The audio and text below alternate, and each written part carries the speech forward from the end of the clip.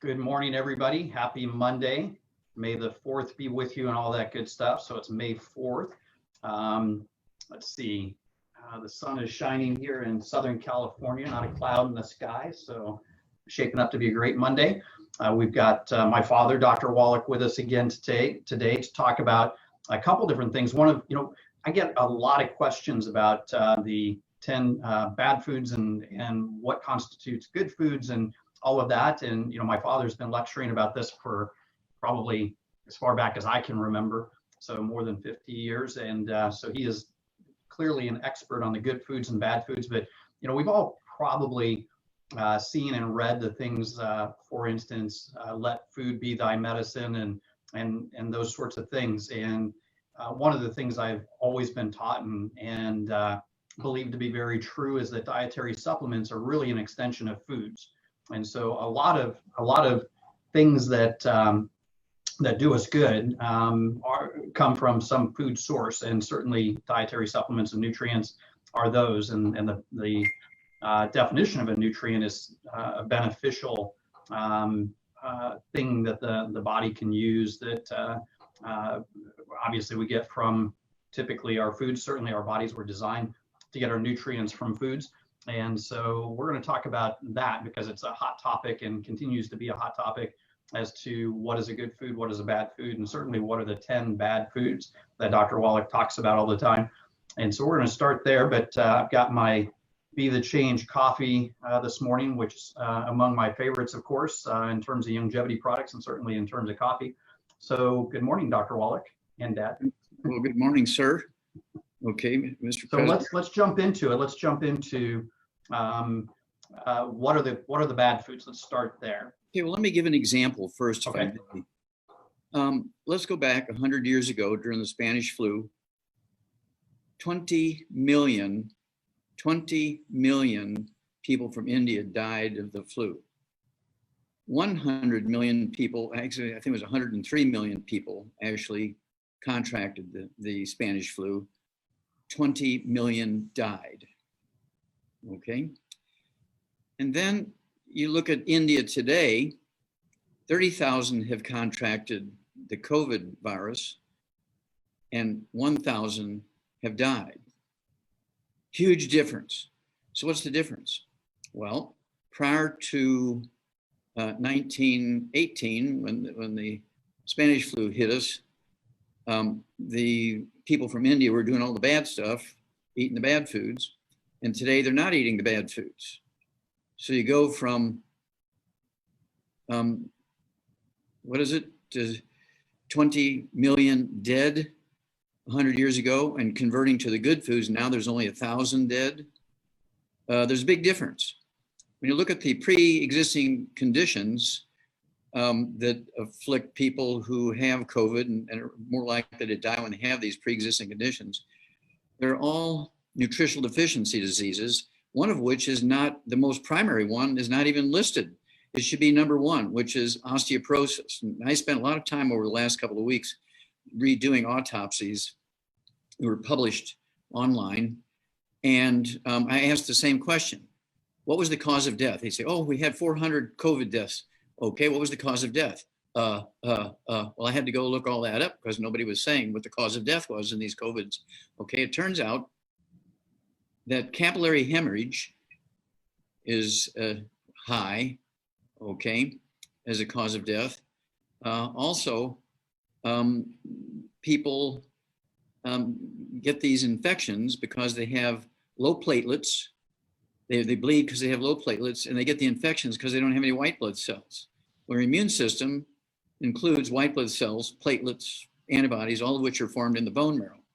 What's happening is people have a high rate of fibrous dysplasia of the bone marrow, which means that the bone marrow cavity, which makes white blood cells and platelets and red blood cells and antibodies, gets filled up with scar tissue, and all those cells are gone and you can't make what they're supposed to make.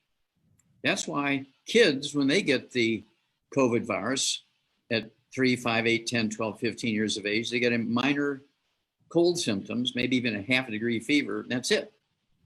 Now, once you're 60 years old and older, you've acquired all these pre-existing conditions because you've been eating bad foods all these years, okay, and doing the bad things all these years. And so suddenly now, the death rate is extremely high. It's like 98% of the people who die have these pre-existing conditions, which are all these nutritional deficiencies, and they're dying of hemorrhaging. They're dying of secondary infections, and not really the COVID virus. Okay, so let's go back to India 100 years ago. What were they eating? Well, wheat came from India, Iran, and Iraq, thousands and 10,000 years ago. And so people in India, they were eating wheat.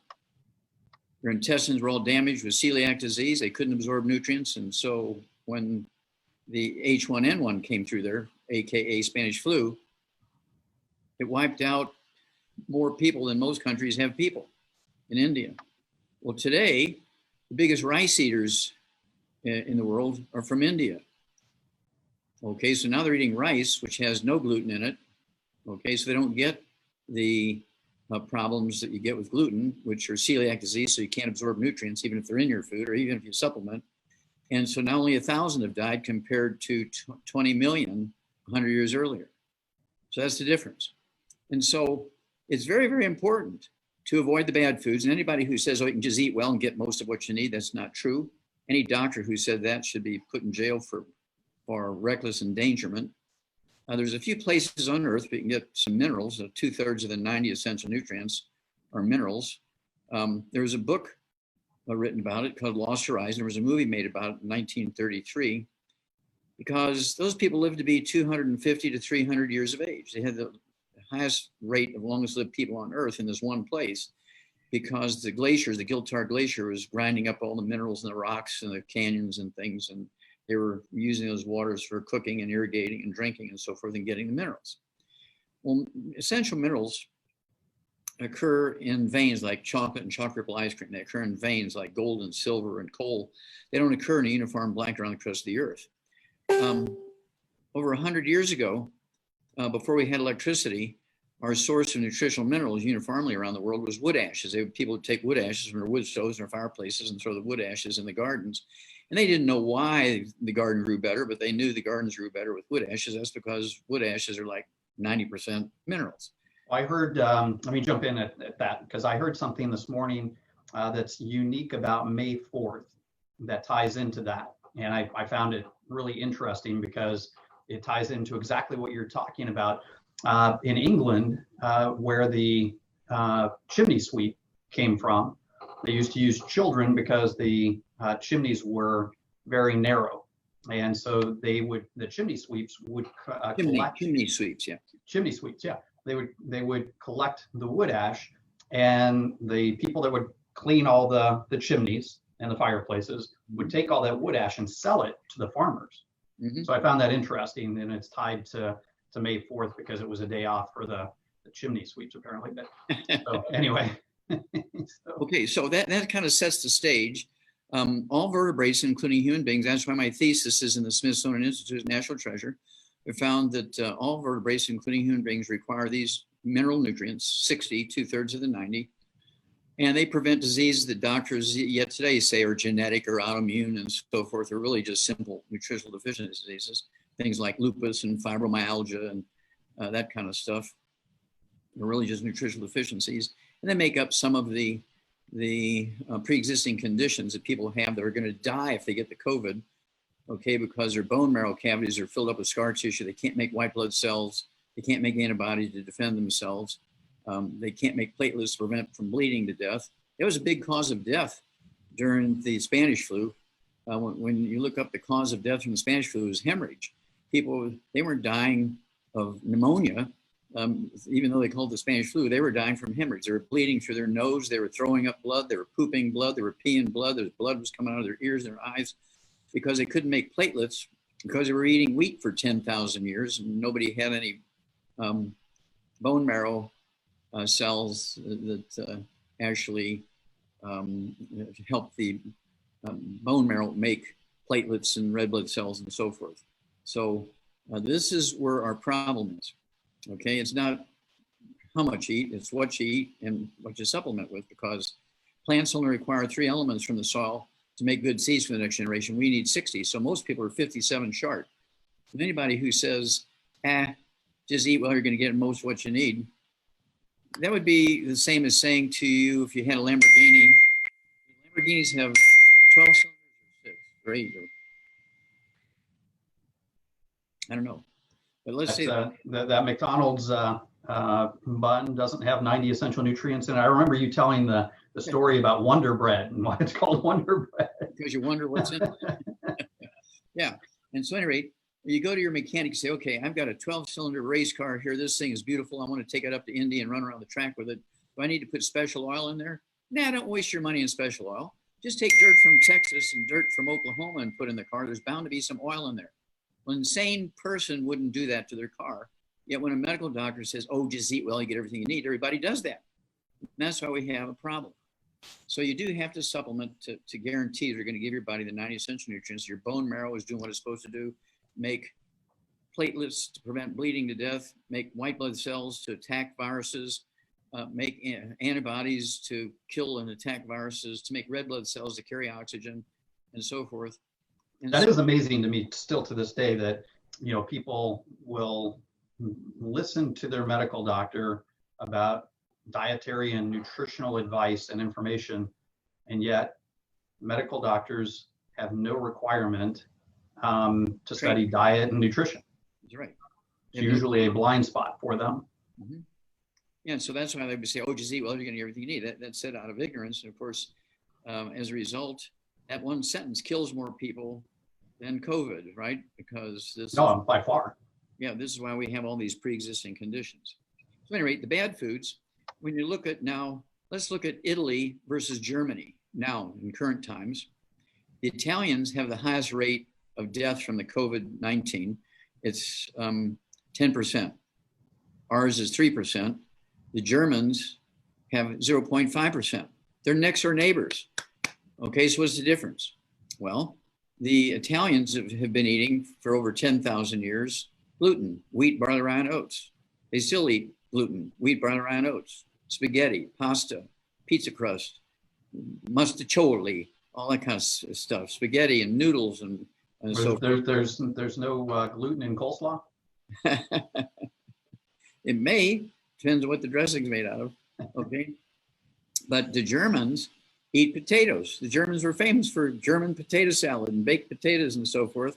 So the Germans primarily get their carbohydrates from potatoes, corn, and rice. I've got that from 10 different sources, okay? Where the Italians get most of their carbohydrates from wheat, barley, rye, and oats, okay? And so as a result, for 10,000 years, the Italians get hit hard every time something like this comes through because they don't have the white blood cells to defend themselves. They don't have antibodies to defend themselves. They don't have platelets to defend themselves. And they bleed to death, okay? Now, and it's because they're eating the bad foods. Okay, so let's go over the bad foods. This is how important it is to avoid the bad foods. You don't want to be dipping breadsticks in olive oil. It's for our bread or toast or something like that. Waffles, pancakes, the breakfast of champions, Wheaties, things like oatmeal. And then you have, of course, a cream of wheat. You're giving little babies, all right? All of these things have gluten in them. No, can't have them. Now you brought up pancakes, so I have to jump in for a moment. Let's see, with like Longevity Go Foods pancake mix, it's gluten-free, tested gluten-free. So it's not that the pancakes are bad, it's the gluten contained in some pancakes is bad. Well, when you're in Italy, you're going to have pancakes that are made from wheat. If you're in a longevity family, you're going to be eating pancakes that are made from gluten-free flour. But my point, I guess, is that it's what's contained in pancakes traditionally is what's bad. It's the gluten from the wheat. Yeah, but just again, go back to the Spanish flu 100 years ago. The people in India had been eating wheat for 15,000 years. And when it came through, it killed 20 million of them, infected. Well, in the Roman army, you said at one time, I remember you talking about the Roman army was actually brought down, not by enemies, but by malaria. Essentially a pandemic, right? So spaghetti. Yeah. From spaghetti. Yeah.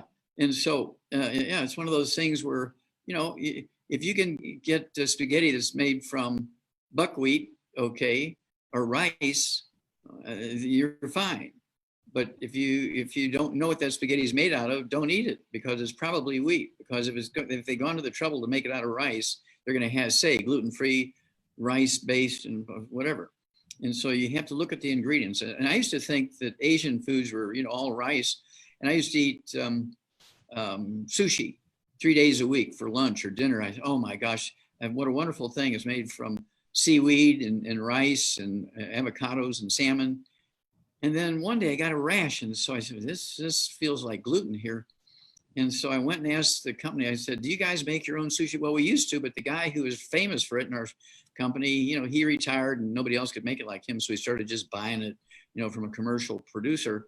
Do you have one of those boxes? Because Milan and I would eat there 3 days a week. Yeah. So bring me the box. On the back, there's 3 sources of wheat flour in the sushi, commercially prepared sushi. And the wheat flour is used to hold the rice granules in the sushi rolls so they wouldn't fall out when they were being served. Okay, so they had added the wheat flour to sushi, which had been gluten-free for thousands and thousands of years, okay, but because they didn't have an artist to make it properly, they threw the wheat in to hold it together. So you really have to read labels because you are not what you eat, you are what you absorb, okay, very important. And of course, there's bagels and cookies and donuts and all this stuff. And so you really have to read labels and make sure that they're all made from things that don't have any, even things like malted milk. That sounds harmless, malted milk, or kind of like a super milkshake. Well, what was the malted piece? Well, the malted piece was malted rye grain, okay, to thicken the malted milk and give it more oomph. Well, it gave more oomph, all right, but they got gluten. And so you really want to watch it. And as a result, when you don't absorb these things, these nutrients, because your intestines are damaged from the gluten, you get celiac disease, which we knew 8,000 years ago. A Greek physician noted that all the people who died from celiac disease, which was a big, big problem 8, 10, 12,000 years ago, intestinal problems, he said every one of them eats wheat. He said that 8,000 years ago. Then 2,250 years ago, 250 BC, a Roman physician said everybody with severe celiac disease, or the most common side effect is osteoporosis. Well, when you get osteoporosis, guess what? Your bone marrow cavity gets clogged up with scar tissue. Okay, you get this conversion of your cells in your bone marrow that make white blood cells and red blood cells and antibodies and platelets. Okay, it turns into a dysplasia, it's called. Okay, fibrous dysplasia. It all turns into just like tendon-like materials which can't make anything. And so that's our problem. That's why that should be the number one thing in the pre-existing conditions for people who die from the COVID virus. These are the wheat eaters, and we didn't quite get to that. I think maybe we did. That the Italians eat wheat, and their death rate is 10% from COVID. And their next door neighbors, the Germans, their carbohydrates come from potatoes and corn and rice. And they have the lowest rate of death from the COVID, 0.5. So we've spent a lot of time on gluten because we're going to run out of time by the time we get to many more of these bad foods. Yeah. So let's get the next one. So gluten is the top of the list. That's right. That's the big daddy of bad. Yeah, pinnacle of the pyramid, okay? And so at any rate, and then oils are bad, okay, because they oxidize and turn into trans fat. Not all oils are bad. We're not talking all. Potentially all oils are bad. If you heat them, okay, even good oils are bad if you heat them, right? Well, then they turn into bad oils. Yeah, exactly. Okay. Or like fish oil, EPA, DHA. I mean, these are part of the essential nutrients. They're essential nutrients. But then you go to a restaurant and there's a bottle of salad dressing sitting on the table, been there every day for 6 months, right? And they just keep adding to it as it goes away. And at the room temperature and everything. And you put that on your salad with your croutons? I don't think so. You gotta stay away from all that. Okay. And so only if you have breadsticks with it. Yeah, exactly. And so then, of course, let's see here. What else is bad? Oh, so let's hold on. So let's stay on oils. So for a second. So we're talking primarily vegetable oils are automatically bad, right? So sunflower oil, canola oil, stuff like that. Okay, if you eat sunflowers, which are fresh, okay, and you eat the sunflowers, there's oil naturally in those sunflowers, that's okay. But if those sunflowers have been stored for a year or 2 years, that's why there's dates on our products, because then it's rancid oil potentially, right? So it's oxidized oil and potentially aflatoxin, which you've talked about, kills bears. So well, it kills everybody. Why do poor people America have a higher rate of liver cancer than rich people? Well, that's because they get the thrift store bread that's contaminated with Aspergillus mold, which makes aflatoxin, which creates liver cancer. And I discovered that in bears in 1967 when I came back from Africa. It was the first thing at Marlin Perkins. He gave me a list of things to solve for him. He says, every species of bear, polar bear, black bear, grizzly bear, Kodiak bear, sun bear, every type of bear in zoos in the world is dying from liver cancer, and the geneticists say it's genetics.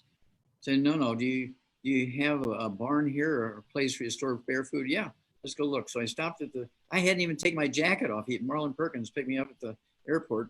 And so we stopped by the zoo house and picked up a UV light, a black light. And he took me to this barn. It's full of all these old loaves of bread from a thrift store. Okay. Well, I think we talked about this part of the Marlon Perkins story and your history.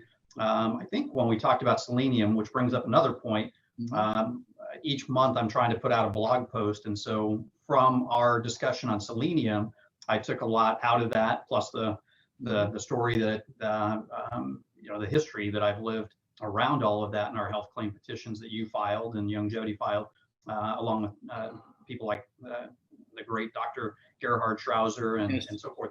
And so so my May 1st blog post, which I think Michelle's going to share on Facebook today, goes through a lot of that history.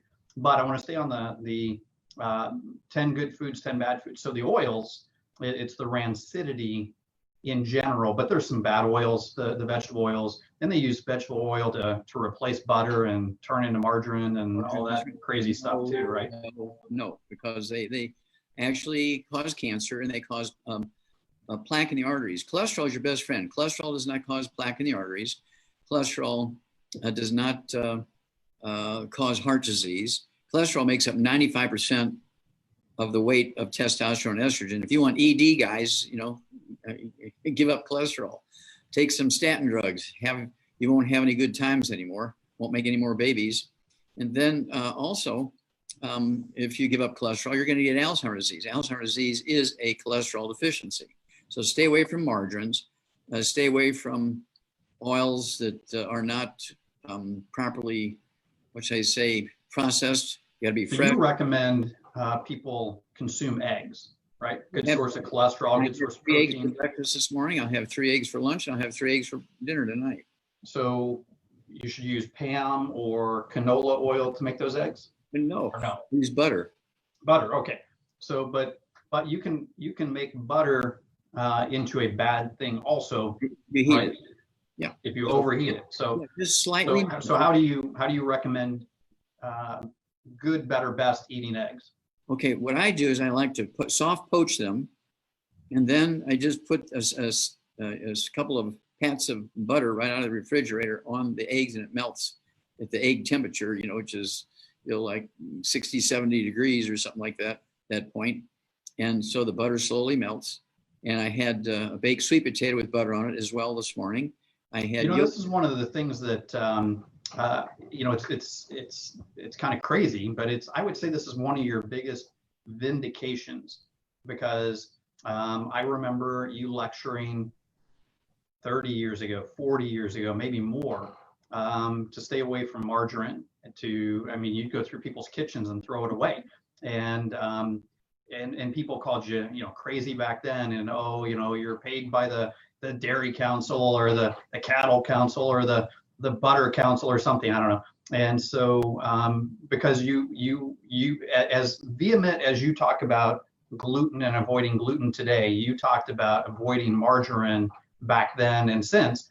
But what's changed is now everybody, with other than the margarine salesman probably, virtually everybody promotes the benefits of butter now, and that that it's not bad for you, that it's good for you, that it's actually a health enhancing food. And so, I think it's crazy because when dead doctors don't lie, the audio lecture went viral before people knew what viral was, and we're not talking about today's virus stuff, but viral in a good way. And so, before the internet, that audio cassette tape, your lecture went, viral around the world in multiple languages. One of the key takeaways on that lecture, which you had been giving that lecture long before it was recorded and duplicated and handed out, was to avoid margarine, and butter's better, to eat butter.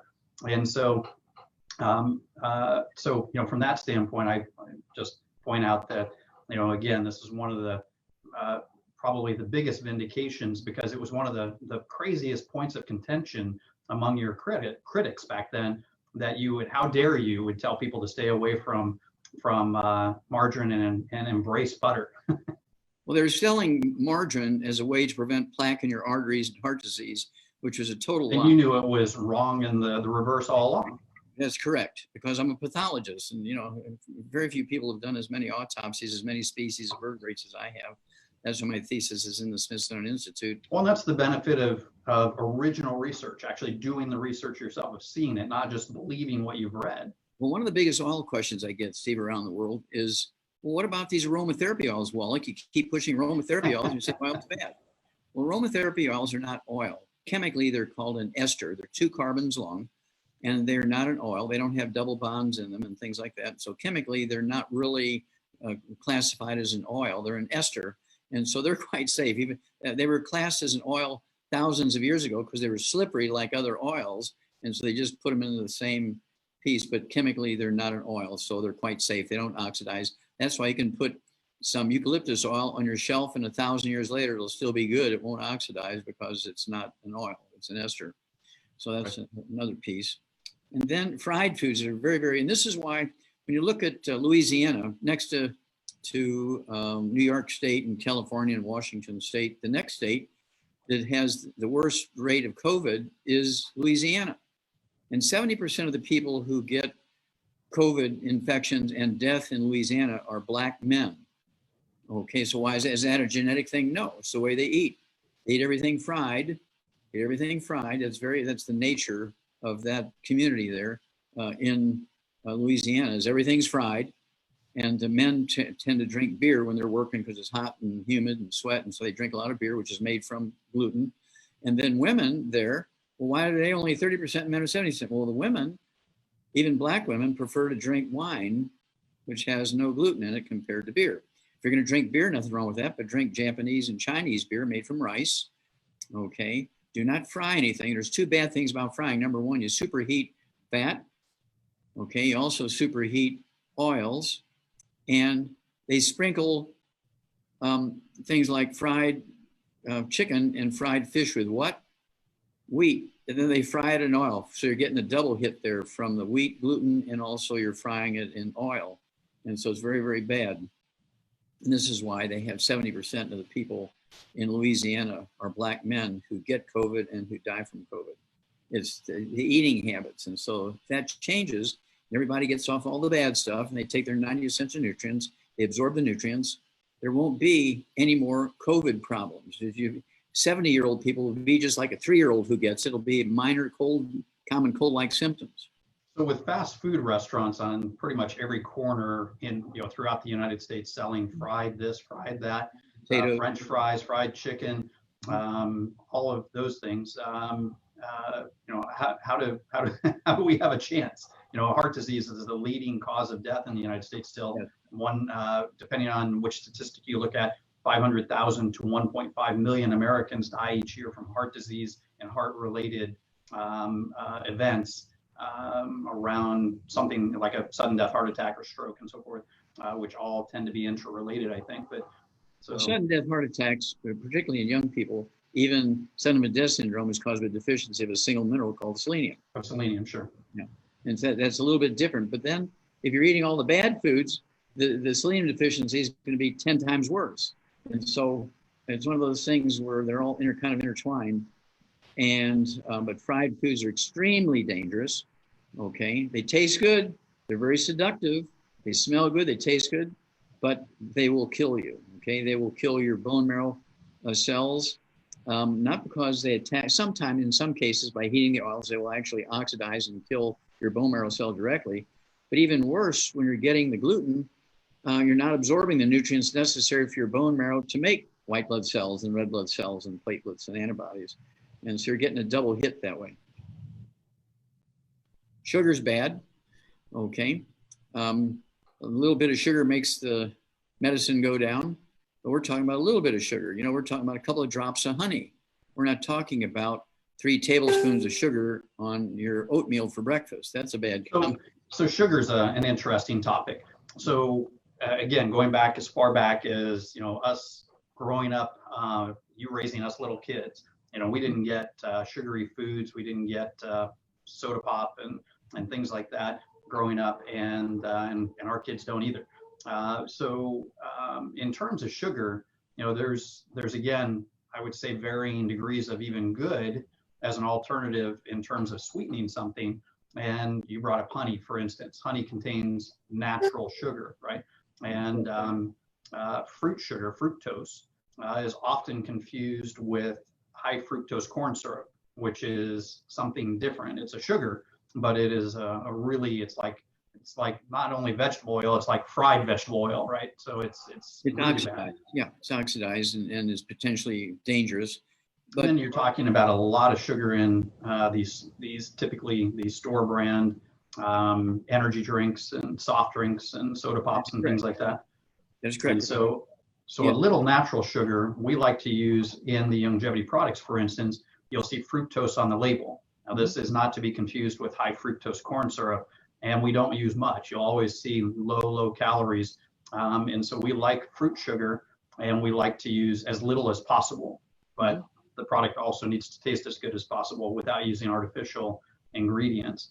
So a lot of sugar, a lot of natural sugar is bad. Even a small amount of things like high fructose corn syrup, you should avoid. Yeah, well, the sugar oxidizes and turns into bad compounds, which cause inflammation. And so sugar, fried foods, heated oils, these are the things that cause plaque in your arteries. And if there's anything nice about plaque in your arteries can themselves heal themselves, and the plaque will go away. Plaque has nothing to do with cholesterol. Heart disease has nothing to do with cholesterol. It was all a myth so that the pharmaceutical companies could sell their anti-cholesterol drugs. So when you're talking about plaque can go away, yes, that's an interesting topic. So are we talking about, you know, if you're doing bad things, there's still hope to change your you know, your habits and your diet, and make some lifestyle changes and correct some of the ills of a bad diet. Yeah, well, the plaque in your arteries, remember your arteries are living tissue and they can heal themselves. They want to heal themselves. They have stem cells to heal themselves. Arteries, 2/3 of the thickness of the walls of arteries is connective tissue, the same stuff your tendons and ligaments are made out of, okay? And so the lining is what gets the plaque. And it's kind of like when people get eczema, okay? When they get eczema, that's or psoriasis, that's a really thick, scratchy, yucky skin stuff, itchy and red and miserable, sometimes drippy. And it's caused by a deficiency of a single nutrient. Caused by a deficiency of a single nutrient. And it's because people, again, eat gluten and eat fried foods and they eat oils and so forth. And so even if you're supplementing with that nutrient, you can't efficiently absorb it. You wind up with all those problems. But now you get rid of the gluten and the fried foods and the oils and the other bad stuff, and you take the 90 essential nutrients, your arteries will heal themselves. And even if they're like 95% blocked with plaque, and the doctors want to put in stents and do bypass surgeries and all this kind of stuff, well, guess what? Your arteries will heal themselves. Say, well, can I have 30 days or 60 days? Well, yeah. Okay, we'll schedule you 60 days from now. Well, usually in 30, 60 days, your arteries have been working to heal themselves. You might go from 95% blockage to say 85% blockage. Well, that's a 10% improvement. Okay. And they say, well, yeah, we've just, done an ultrasound and for some reason you're only 85%. Well, let me have another month or two. And now it goes to 72%. And so then say 6 months to a year, your arteries can heal themselves and all that plaque go away without the risk of surgery and stents and bypasses. Now, if you have 99% blockage, you might want to have You're in trouble. At that point, you may want to have a stent put in or a bypass surgery to save yourself. But then you got to do all the right things so that 99% of the blockage goes away. Okay. And it's one of those. Okay, so we're running out of time here. So, is there something beyond gluten, oils, fried foods, and sugars on your list we want to talk about, or do we want to get into hydration? Let's get into hydration. Okay, so hydration. Why is hydration important? Well, circulation is very important, right? And blood is mostly water. Okay, lymph is. Well, and yeah, I mean, so a huge part, probably the biggest part of the human body is actually water, right? It's water, correct. And so if you have a deficiency of water, you're dehydrated, right? So hydration is one of the key things that make everything work. Well, you can die pretty quickly, from being dehydrated, especially in heat and so forth. You can't keep your body cool from the evaporation of water off your skin. And you can't circulate nutrition. You can't circulate bad foods to get rid of the bad foods through your urine and bowel movements and things like that. And so hydration is extremely important. You might not survive 3 days without water in the desert, right? kind of thing. And so those things are all very, very important here. And so, and of course, I like our Rebound because it has 100 nutrients, 78 minerals. Where else are you going to get an energy drink, a soft drink, a sports drink, a nutrient replacement drink that has 78 minerals in it? Well, and Rebound was created because of your relationship with the all-star Theo Ratliff, right? Because I mean, you were helping him overcome some personal health challenges, and he was an all-star player playing for the Atlanta Hawks with Lenny Wilkens and Mike Len and Phil Oliver back then, and so you were helping him with his bone and joint issues, and Gatorade's been a popular thing among athletes for quite a while, but I think you quickly realized that Gatorade's really salt water. I mean, it doesn't have much in it but sodium and water. Okay, and a little bit of sugar. Yeah. Okay, and so things like Gatorade and Red Bull, they're actually, I would call them energy drinks because they're mostly sugar. And so Rebound, of course, Theo Ratliff, he'd lost his contract with the Atlanta Hawks. He was in big trouble. He had bone arthritis in his knees. He had the cartilage pop off his hip. He had fractured his wrist. He said he's too fragile to play pro ball. We rebuilt him in 90 days with the 90 essential nutrients and the Rebound. And he gets a $40 million contract, okay, and played for 11 more years. And so let's see, what's 10 times 40? Oh, would you look at that? It's one of those things where, and we deal with so many professional athletes, okay. Evander Holyfield, he had a heart attack, boxer, heavyweight champion, and he couldn't box anymore until we got a hold of him again. And we rebuilt him using the 90 essential nutrients and our sports drink Rebound and so forth. And guess what? Well, now I've talked to, obviously I know Theo pretty well. I've spoken with Evander Holyfield. Don't know him nearly as well as you do, but I do remember getting a legal threatening letter from one of the major hydration drink companies. Mm-hmm. I won't say which one, but because several of the basketball players were drinking Rebound in branded cups that weren't Rebound at the NBA games and NBA finals. And so some of our distributors figured out what was going on, and they were posting and and promoting the fact that these NBA players were drinking Rebound instead of something else. And so that company didn't like it and sent us a kind of a nasty grin. But yeah, no, Rebound's a very popular hydration drink, and we have a lot of great hydration drinks, and we have a lot of great supplements that can contribute to hydration, like Pollen Burst, one of our most popular products. It's a nutritional product, but you add it to water, obviously, and Saxy and ACT and things like this. But Rebound is really a true hydration and renutrification drink for things like exercise. Yeah, and nutrient replacement. Of course, Evander Holyfield, he came back and he boxed for 3 more years after he has a heart attack, and he was told he'd never box again. And it took him, 1 year out to heal himself and everything, and get on our program, our diet, and our supplements, and everything. And he comes back and boxes for 3 more. He had to fight and take back his championship because he gave it up.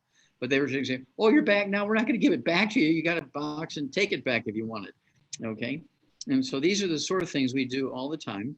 And of course, if people will use our thing, one of the things I did was I did 1,700 autopsies on kids under the age of 10 years of age in Qishan province, China, through all the efforts of Milan's family, and they had a lot of connections and everything there. Because Qishan disease is the same deficiency that kills people from the sudden heart deaths when they're an athlete. 25,000 athletes in America under the age of 20 each year die from this sudden heart death. Is caused by deficiency of a single nutrient. And so I did 1,700 autopsies, and through April 16th, 2013, federal judge ruled in our favor. We had to put that nutrient in baby formulas, and we eliminated crib death. We eliminated, that's a big claim. So we're talking hydration and nutrition. So all that, but we're running out of time. So what I want to do is and again point people to that blog post because it goes through a lot of that. But what we'll do is we'll do another one of these and see what people want to hear more of, and so we'll plan on another one. But for now, why don't we go ahead and wrap this up? And thank you so much for being on again on Doc Monday, and always obviously a wealth of knowledge and history and great information. So with that, everybody have a great week. Talk to you soon. God bless, and thank you very much.